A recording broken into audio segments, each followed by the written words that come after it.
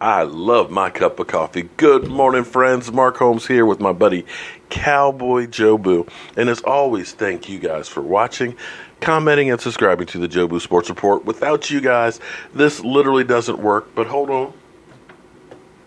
I'm going to turn on my light just to annoy one fan out there. Welcome to today's edition of Don't Sleep on the Dallas Cowboys, because literally you can't sleep on the Dallas Cowboys. Things always happen late at night, middle of the night, first thing in the morning, as Terrence Williams proved to us. Now, before I get to the Cowboys, I have to almost laugh. We have an app, I forgot what it's called, but we call it the Cowboy conglomerate, where I've got E2 Blue, DMV, Dallas Cowboys, Michael Anthony Fitness, Clarence Missing in Action, Law Nation and stuff. And it's just like a giant group text and stuff. And we just talk about, stuff that's going on with the Cowboys or things, the YouTube channels and stuff like that. And it seems to be that we have so many trolls that basically one person shuts them down, they filter and go on to try and annoy somebody else. And it's amazing to me how much energy and time people will spend hating you.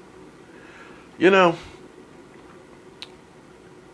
a funeral today for a good friend of our family's, Nikita. Nikita is about 41 years old, or was 41 years old, and ended up dying from cancer. He has 3 kids. We had talked about making a road trip to the Hall of Fame this year and things, but sadly he's gone. Time is short. I don't know why people waste their time and energy on hating others. There's a whole world out there of wonderful things that you could be doing, but you know what, this isn't the time for that. In this video we'll deal with some haters, and I've got some really good ones, because I think I'm actually going to have to bring out the dumbass comment of the day for this one troll from last night. And don't worry about me, guys. When I do a video about some of these haters and things, it's not that it bothers me. I just enjoy sharing it, to be quite honest with you, because sometimes the mentality on people, it's just crazy. Yesterday, I was talking about Matt Ryan, because NFL Network went through and they basically said Dak Prescott is about the 14th best quarterback in the NFL. I can't remember which talking head it was. 14th best in the NFC quarterback. And so I started looking, and I think I'm going to make this a whole series, because we as fans end up having a vision in our mind of things. Even a couple of years ago, people kept saying, oh, we should sign Michael Vick because Michael Vick's great. In your mind, you get burned into it, something that happens. Matt Ryan, MVP, the year they went to Super Bowl 2016. Great season. 38 touchdowns, 7 interceptions. Great season.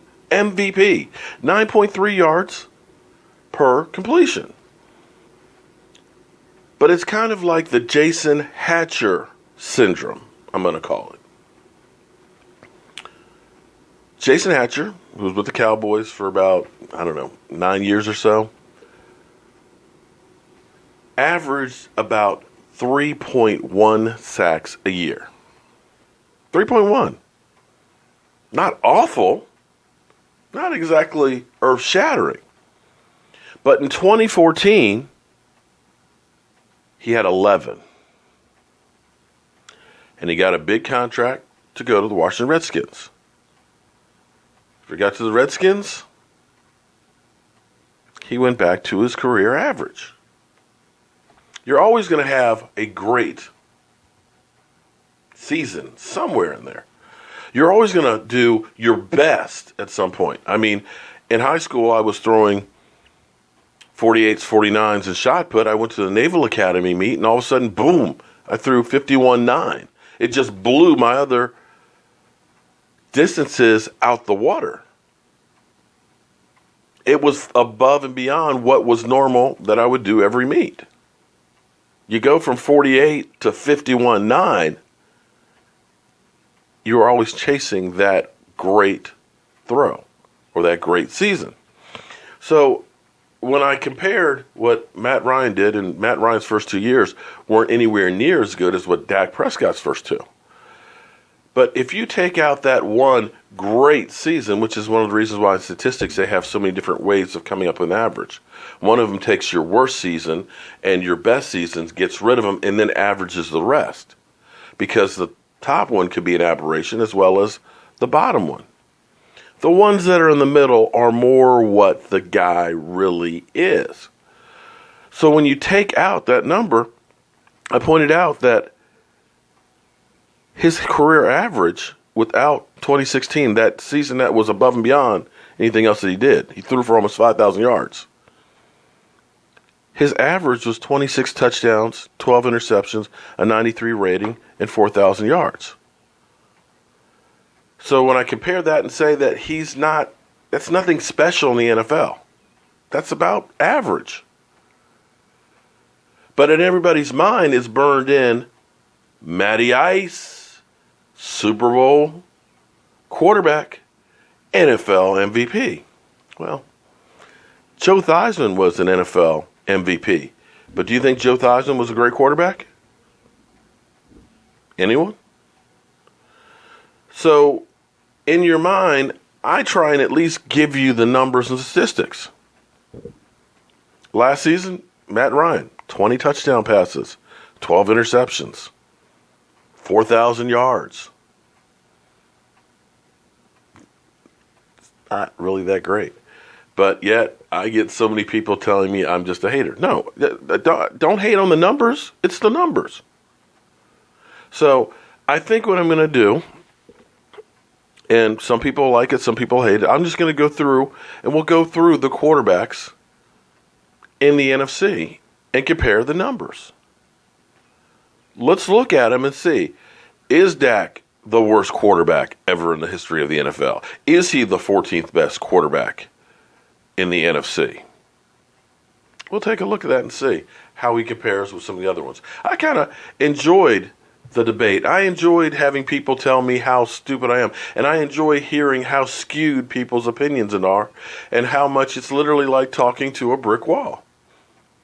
I'm not saying that Dak Prescott is an NFL MVP yet, but let's look at where that NFL MVP started and compare those apples to apples.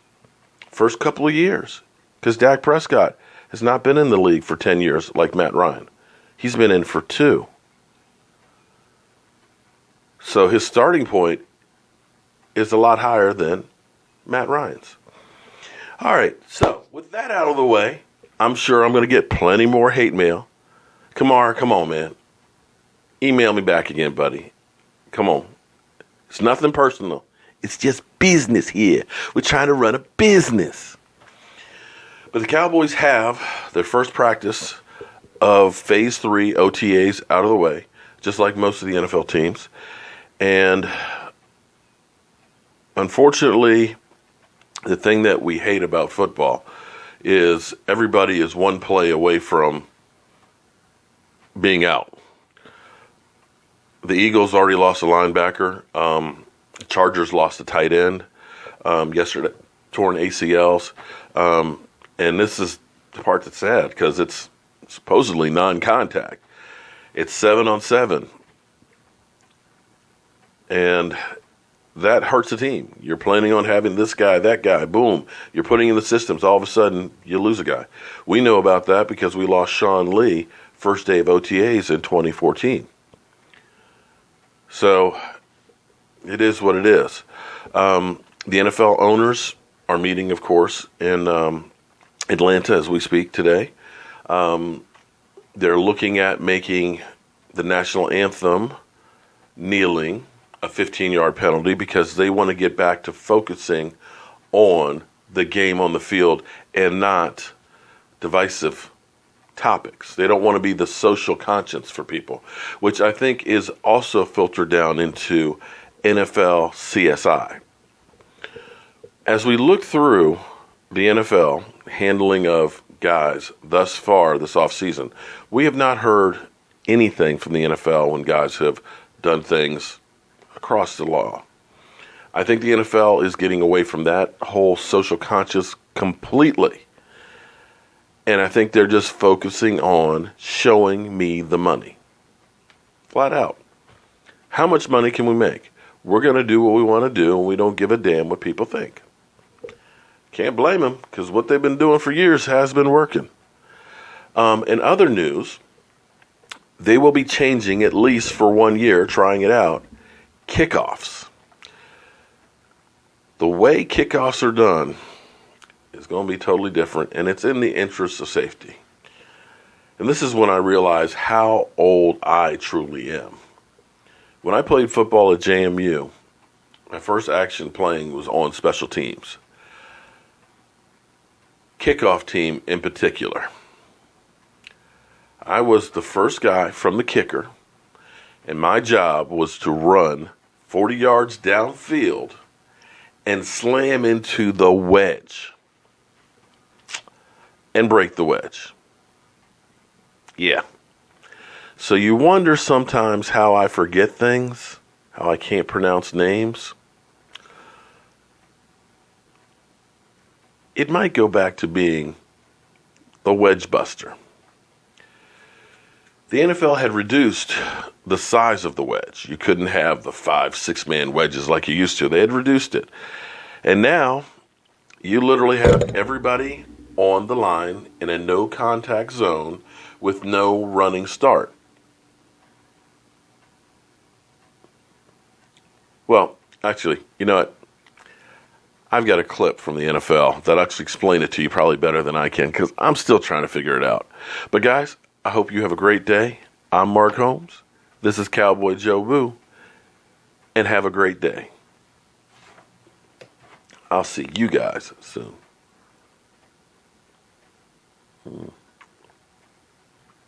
Love my coffee.